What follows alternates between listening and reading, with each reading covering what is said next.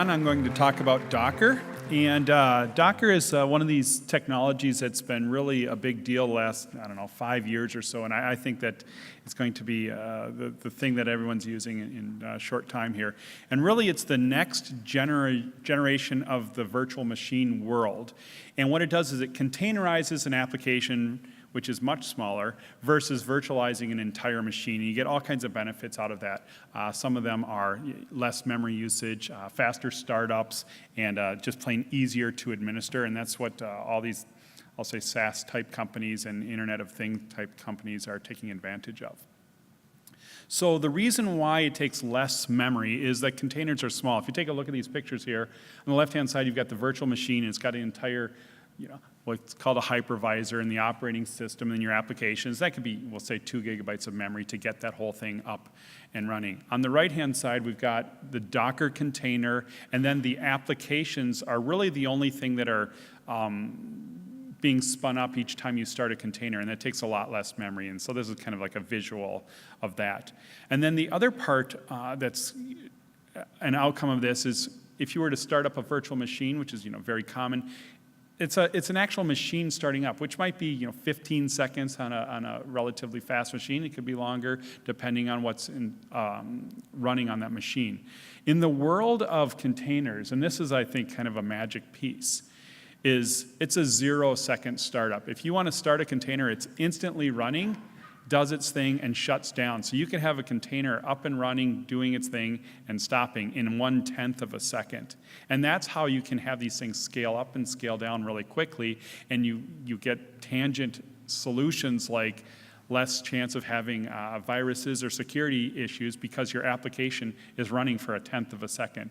Versus if it's running for days and days, somebody could install some sort of piece of malware and it's watching memory, et cetera. But in the world of containers, that thing's gone already. So you get a lot of scale benefits, but you get security benefits, architectural benefits that are just worth paying attention to. And that's one of the benefits of this container world. I say it's also easier to administer. And really what's happening is, as a system architect or an operations person, you have environments that you trust. So we've built up this world. We know it's a good, secure world. And so therefore, let's put some other things on top of it. And what you do in the world of Docker is you extend existing trusted containers or trusted machines. And you can do this as code, and I'll show a couple pictures here, but you can do machines as code and environments as code. And here's just an example one. This is a Apache web server, and if you take a look, there's 14 lines that describe this entire machine. And the first thing it's doing is extending a trusted known machine of Ubuntu, and then it's adding a comment saying this person's the maintainer. When you build it, it does an update. That's what that line is doing. Then the next 3 lines are really kind of setting security information, what files it's going to use, and then what port it's exposing. So from an architect or security perspective, you can tell what's going on, what ports are being opened up, and what files are being shared. And that's just a very comforting thing. Versus if you were to take a look at a virtual machine, you would have no visibility to that. You'd really have to study the machine. In the world of Docker, it's quite straightforward exposed. And so this is an example Docker file. The files all tend to be fairly small, human readable, and again, they're extending existing containers, and these requirements or the changes that you make are very obvious and therefore comforting to operations people. So kinetic data in Docker. So we've been using Docker for a couple of years, experimenting with it, but we're using it pretty heavily in our environment now. And we also use it in the development world. So kind of an example that recently came up is we have our Kinetic Task Engine, and somebody called up and said, hey, will the Task Engine work with Postgres version 10 or whatever the latest version is? Well, our developer was very quickly able to just do a poll of the Postgres, spin it up, get it up and running in like 5-10 minutes, point Kinetic at it, do some experimenting, and be comfortable that Kinetic Task was able to run against the Postgres system.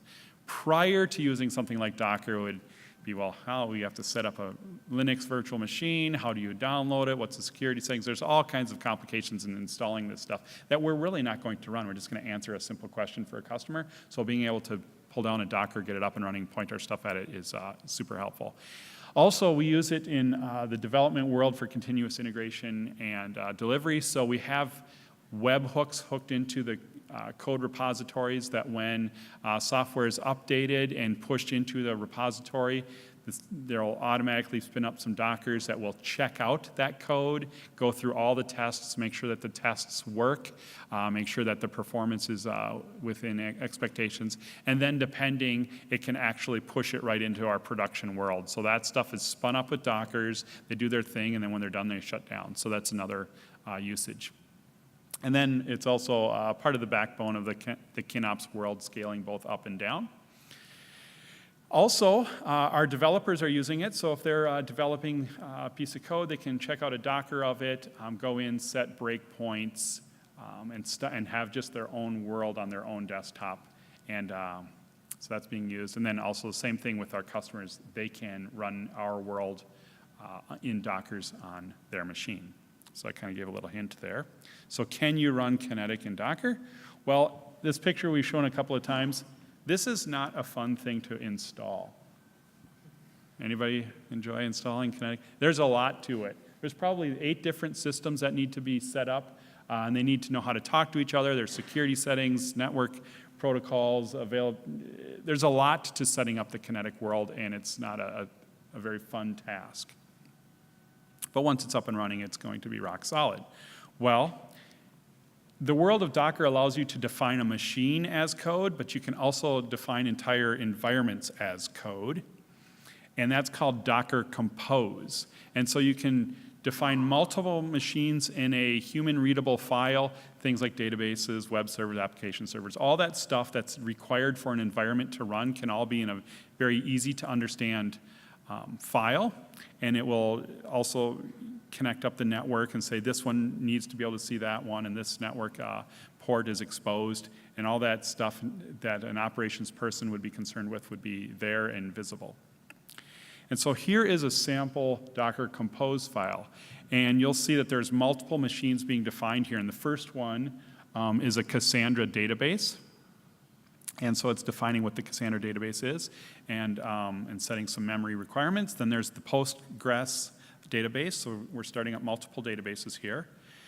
And then further on, we've got the Kinetic Task Engine. You'll see that it depends on the Postgres system being available. And then you'll see the request CE system also has dependencies on the database being available. So you can kind of put these dependencies in there, and you can put health check definitions and all that stuff in this very nice, simple file. And you can get it up and running. So you can, on your own machines, do a git clone of this definition, and in 136 lines of Docker, you can start up your own Kinetic world on your own machine with just a couple lines. So that's something that we're really kind of proud about. And 5 minutes later, it'll be up and running, and that's a lot easier than the previous install. So thanks.